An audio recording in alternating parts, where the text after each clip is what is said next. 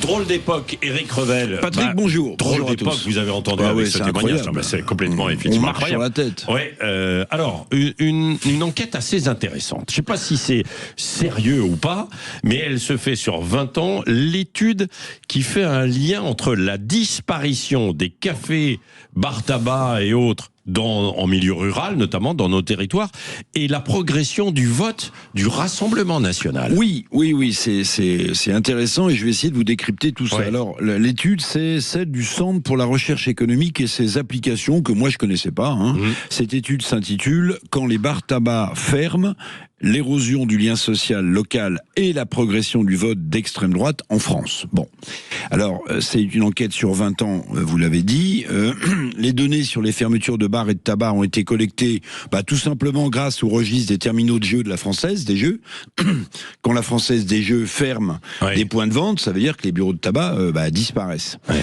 Et donc, il y a un lien qui est fait entre les deux. Alors, il faut savoir quand même qu'en 1960, il y avait 200 000 cafés et bistrots en France. Il n'y en a plus que 38 800 en 2023. C'est-à-dire une chute de 80%, avec aussi, de manière collatérale, la fermeture de services publics. Vous savez, les bureaux de poste, les gares, tout ça a déserté nos territoires. Donc cette perte de lien social et les discussions qu'on peut appeler de comptoir, de café du commerce, favoriseraient le vote du RN. C'est l'une des conclusions fortes de cette étude. Alors bon, comment est-ce que vous pouvez m'expliquer comment, évidemment, la fermeture des bars et des bistrots agirait en faveur du vote du Rassemblement national? Parce que là, je suis un peu troublé quand même. Voilà, alors, cette étude dit que les conséquences de ces fermetures de bars ou de cafés agissent à plusieurs niveaux. Ouais. D'abord, c'est la raréfaction des interactions entre gens. Quand vous prenez un café ou un petit rouge ou ce que vous voulez, ou un calva, vous discutez avec votre voisin. Plus de bars, plus de discussion. L'appauvrissement de la parole collective. Ce qu'ils appellent la cristallisation progressive d'un récit du déclin. Je vais y revenir. Ouais. C'est-à-dire qu'avant, on discutait avec son copain de bar. Ouais. Là, on discute plus. Quand il n'y a plus de lieu pour se parler, la politique, dit cette étude, devient un face-à-face entre l'individu qui est isolé chez lui, il va plus au bar, il va plus au tabac pour voir ses copains, et les grands récits médiatiques, avec souvent l'impression qu'ont les Français, ceux qui allaient dans ces bars tabac, en fait, qu'on ne leur parle pas des difficultés de leur vie quotidienne. Donc, ils se retrouvent face à eux-mêmes et ils rongent leurs freins, ne pouvant pas discuter. Ça favoriserait le vote du Rassemblement national. Bon, est-ce que c'est suffisant pour expliquer donc cette progression du Rassemblement national? Alors moi, je trouve pas. Je vais vous dire, je vous donne mon avis. Je ne trouve pas. Parce que cette enquête, elle relativise, j'ai employé le terme, ils ont une impression de déclin. Mais c'est pas un sentiment de déclin qu'ont les Français. C'est un déclin. Les Français le constatent à plusieurs niveaux.